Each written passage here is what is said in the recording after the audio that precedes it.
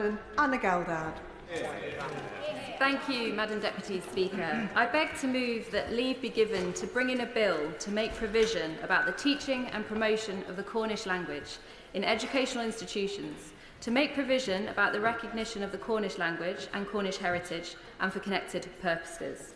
Today is not just about preserving Cornish language or Canuic in Cornish. It is about protecting a cultural identity that is woven into the fabric of Cornwall's past, present and our future. Cornish can be traced back 4,000 years, and over that time, Cornish speakers were driven further west due to conflicts and invasions from Europe.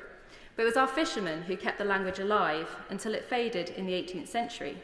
Despite this, Cornish was officially recognised as a regional language by the UK government in 2002, under Part 2 of the European Charter for Regional and Minority Languages.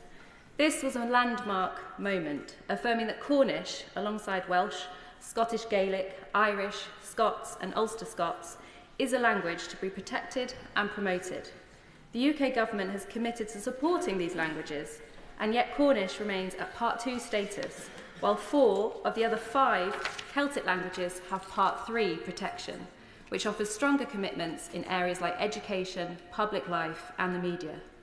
In November 2024, the European Charter for Regional and Minority Languages issued recommendations urging the UK government to take stronger measures to support minority languages, including enhancing educational provision and promoting language awareness. This bill would work in lockstep with those recommendations and strengthen the UK's commitment to linguistic diversity. Recognising Canuic is growing, but it needs sustained support. Cornwall Council and the Cornish National Minority Working Group have championed its survival through initiatives such as Go Cornish, which now reaches over 8,000 primary school children in 51 schools, including Dobwalls Community Primary and Menheniot Primary School in South East Cornwall. Yet Cornish is still not formally embedded in secondary or higher education. A GCSE in Cornish once existed, but was discontinued in 1996. The option to learn should always be available, and the government's own charter commitments state that minority language education should be strengthened and must ensure that learning Cornish is a viable, accessible option for those who wish. Not a requirement, but a choice for those who wish to engage with their cultural heritage. Teaching Cornish should not be an added burden for overstretched schools, but rather an exciting opportunity for students who wish to learn.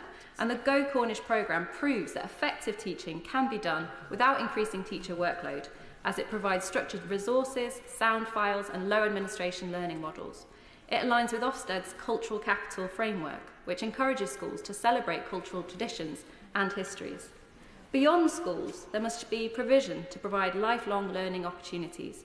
At present, hundreds of people sign up for Canuic classes each year, and universities such as Exeter and Cambridge have previously offered Canuic courses. If Welsh and Gaelic can be successfully integrated into higher education, why not Cornish? Language visibility in public life is crucial for its survival. Currently, Cornish does not have official status in Cornwall, nor is there any legislative requirement for its promotion.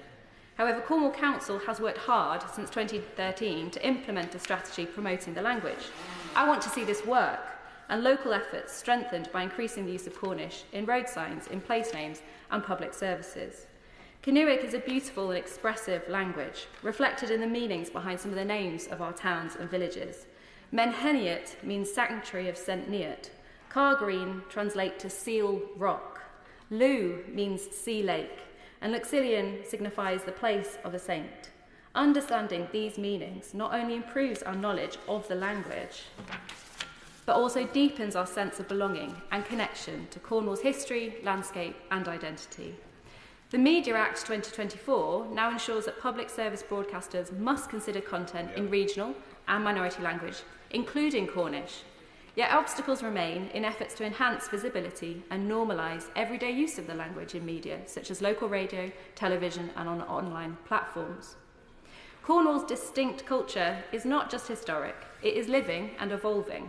Supporting Cornish in public life is not about excluding English, but embracing bilingualism as a strength. We have seen this work successfully in Wales and Scotland, and Cornwall should not be left behind. Supporting Cornish language and heritage is not just a cultural necessity, it also makes economic sense. Research commissioned by Glasgow City Council in 2022 found that Gaelic contributed 21.6 million to Glasgow's economy through tourism, cultural events and branding. Cornwall has its own recognised identity, and we have the same potential.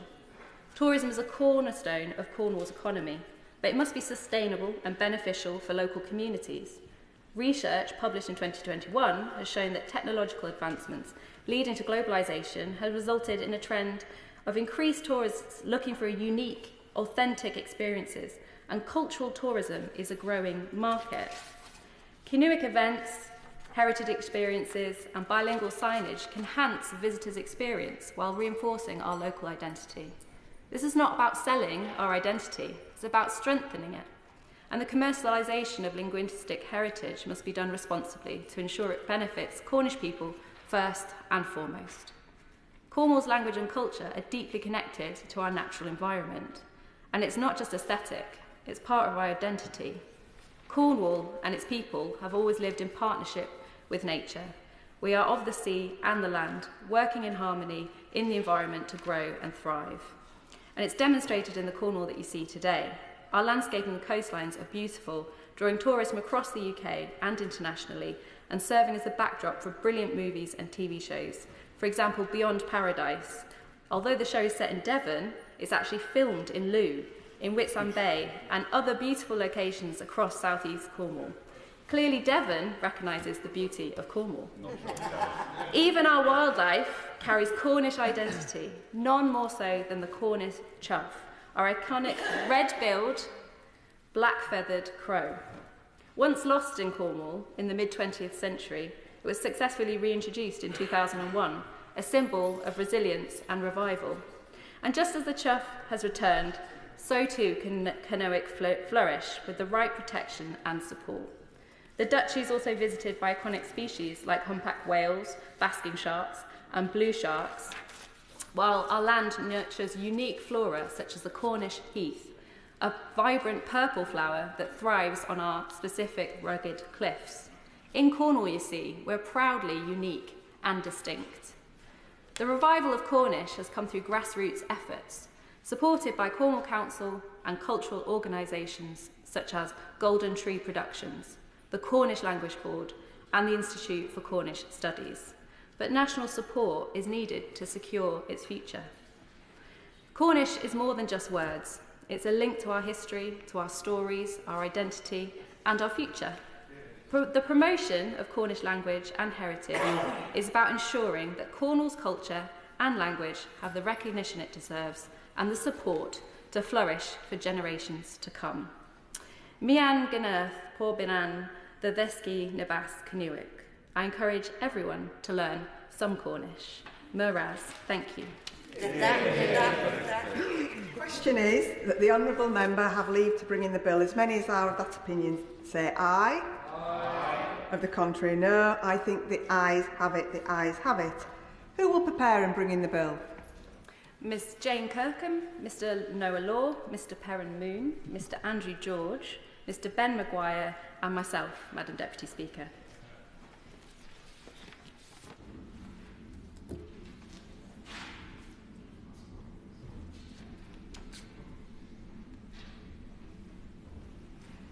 Anna Gelderd.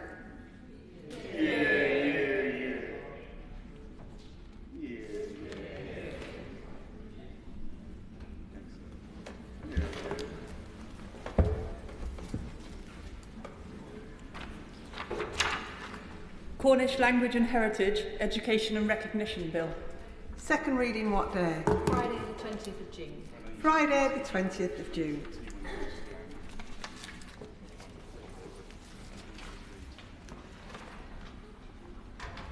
The clerk will now proceed